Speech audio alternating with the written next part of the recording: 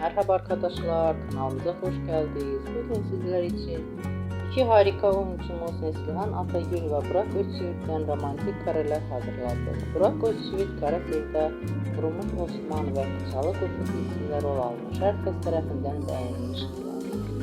Biz de sizler için onların güzel paylaşımlarını hazırladık. Bu videoların devamlı gelmesini istiyorsanız kanalımıza abone olup yorum yazmayı unutmayın.